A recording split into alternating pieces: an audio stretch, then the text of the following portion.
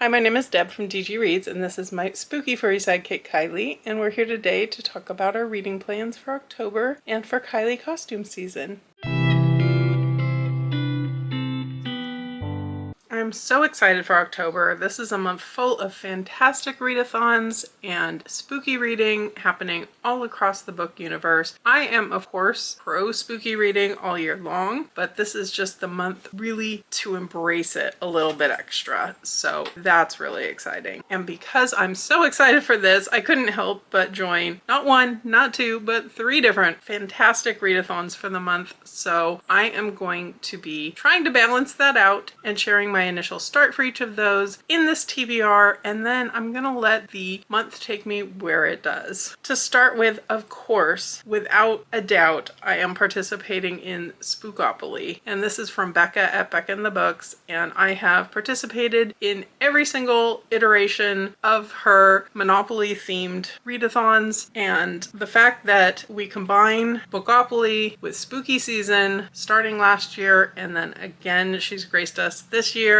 I am just thrilled. So for this one, what I do is I go ahead and start with 3 prompts. And then from there, as I finish a book for one of those prompts, I move on and roll again and add a new book. So for this video, I'm going to go ahead and show you my initial 3 rolls. Now, I recorded those already. So I do have to tell you the sound on my roll recordings did not work right. So I'm just going to have to let you know what it is. I'll insert the clip to show what I actually rolled, but that's okay. We're working with it. My fancy dice that I've ordered, which are going to be fun, aren't even here yet, so it's okay. We'll figure it out. But I've already picked my books, so I didn't want to re-film. So for roll number 1,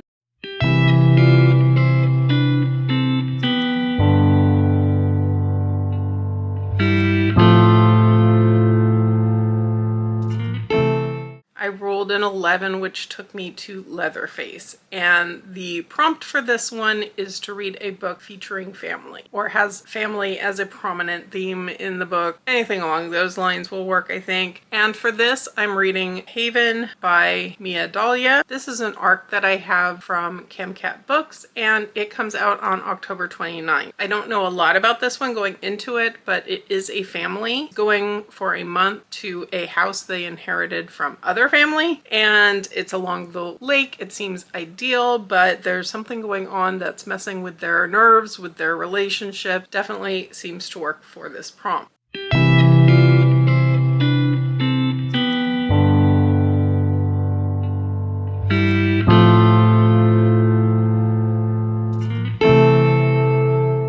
My second roll took me to the community shelf square, and for this one you're meant to have cards with prompts on them, but since I have Prompt Ball and I wasn't planning to use really Prompt Ball to create a TBR this month just because I am juggling so many readathons, I decided I would use Prompt Ball to fulfill the community shelf squares. So here's the clip of me pulling the prompt for community shelf. I'm going to be using my handy dandy Prompt Ball machine to come up with the prompts for that particular space. So let's find out what we get.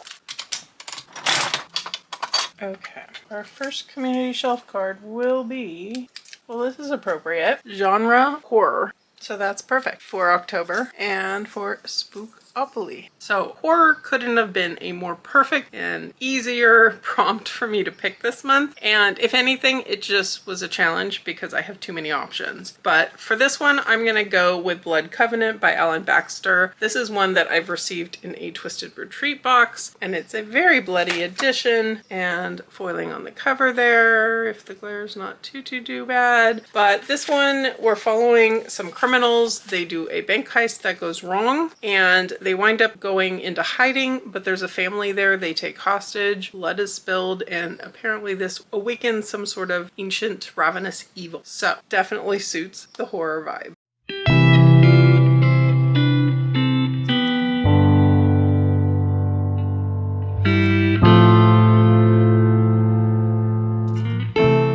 And my third roll took me to the Chance Square. And for this one, you are meant to have a stack of books, a combination of books that you're really excited for and ones that maybe you're slightly less excited for. But around here, we like spinner wheels. So let's spin and see which book I'm going to be reading. Okay, ready, set, and spin.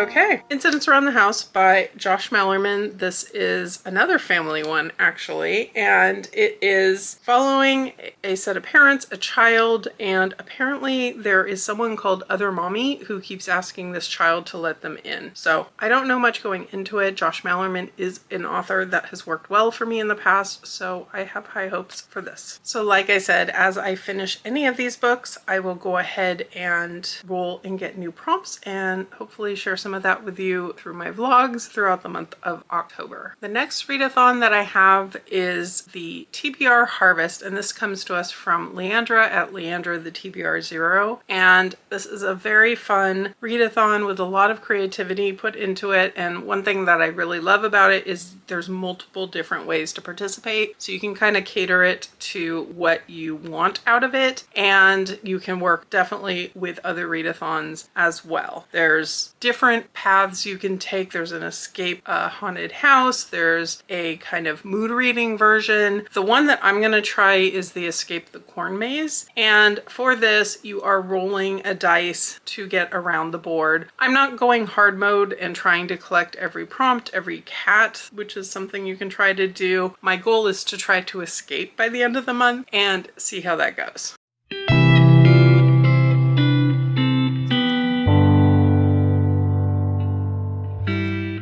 So my first roll for this, I didn't get very far. I rolled a 1 and I landed on a book greater than 400 pages. Normally I have tons of books on my TBR that are over 400 pages, but this month I really didn't. The only one I had was one I am not aiming to get to toward the beginning of the month, which would be ideal to fulfill this prompt so I can go ahead and roll again. So I decided to pick up Revival by Stephen King. This is, I think, the only novel of Stephen King that I have not read. I have short story collection. I might have a couple that he co-authored that I haven't read yet, but my Stephen King completionist goal is getting close to being finished. So now is the time, and this is 401 page, so it does fit the prompt. I don't know much about this one other than we've got a pastor, I think, a reverend, I guess, who is cursing God, mocking religion. I don't know. I have no idea what to expect from this one, but I will be finding out.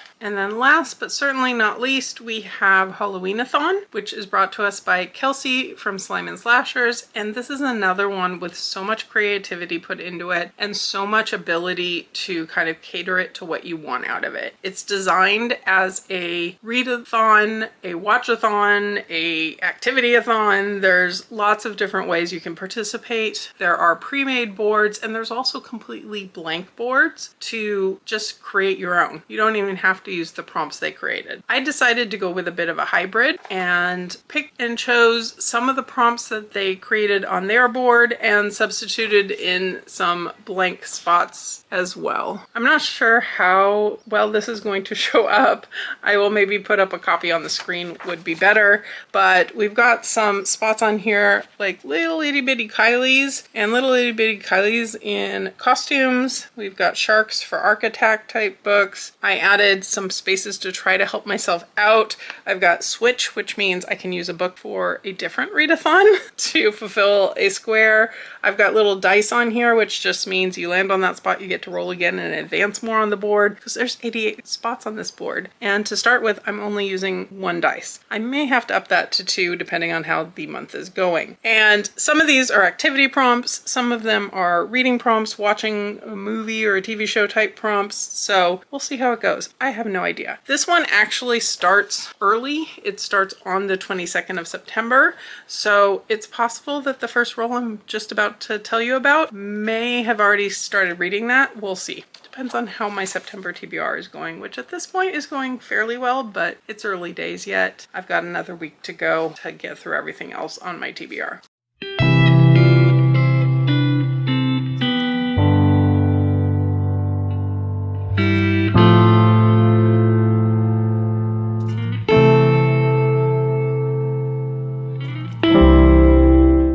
So for my first roll for this one, I rolled a 3 using the super cute, very creative dice that Kelsi provided for this. I think this is adorable. I'm not super confident in my ability to evenly put it together so it rolls very nicely, but at least for the first roll, I wanted to use the fun dice. This one landed me on the color wheel spot, which is something that I added to the board. And the idea with this was to spin a color and pick a book based on that color. Either the cover has that color, the title's in that color, something along those lines. I didn't put a lot of strict rules on it. So let's look at my color wheel and give it a spin.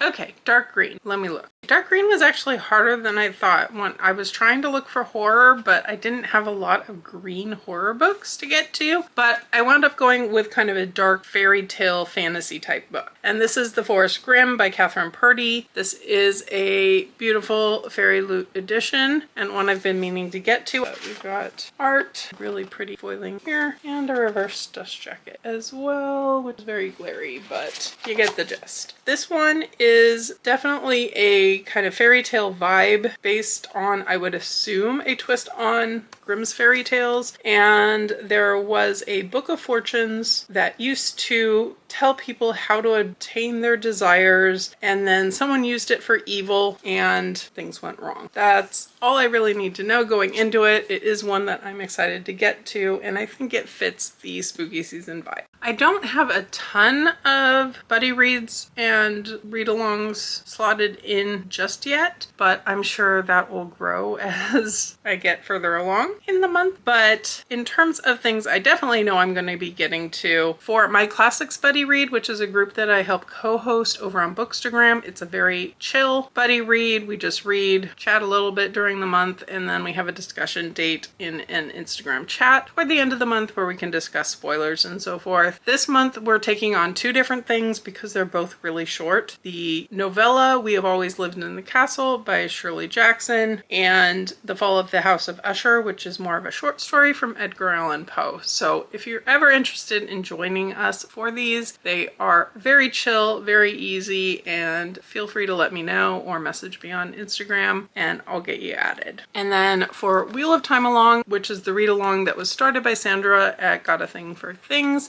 this month's book, actually technically I guess last month's book, is New Spring, which is, I gather, a prequel in the Wheel of Time series, and actually on the short side. This is one that Goodreads had told me was over 400 pages, so I figured I could use it for my over 400 page prompt, but it turns out it's only like 330 pages, so it didn't work for that. But the live show for this one, which will be on Becca's channel at Becca and the Books, is scheduled for October 13th, unless anything changes. So I do need to read this so I can be prepared to discuss it. And then Mel at Melanor Reads is doing a series along of rereading the Bone Season. So the next up for that is the Mime Order. And this one would have worked for over 400 pages, but I just finished book 1 last week and I'm not quite ready to jump into the next one, although I'm very excited to. I want to kind of piece them out a little bit. So this will probably be an end of the month read or possibly even a November read, but putting it on here in the hopes that I will get to it this month. And this is a world where those who are clairvoyant in any way are considered illegal. And there's not a lot I can say about this series because it takes very abrupt twists very early on in book 1, but this one will pick up where book 1 ended. And this is a reread for me. I've just got this copy in because I'm collecting the new covers now that they have an actual matching set. And we're reading this in preparation for the new book coming out in February. And then apart from all of that, I do have a few arcs I'm going to try to get to this month. And one of the main things that excites me about October is that it is also Kylee costume season. And Kylee always is a good sport. She actually enjoys wearing costumes. She has on occasion brought me a costume before. This is something that we really ramp up in October. I up the number of costumes that we're posting in our Bookstagram pictures, and I'm gonna try to incorporate some of that into my October vlogging as well. So you definitely can look for some interesting furry 3 sidekick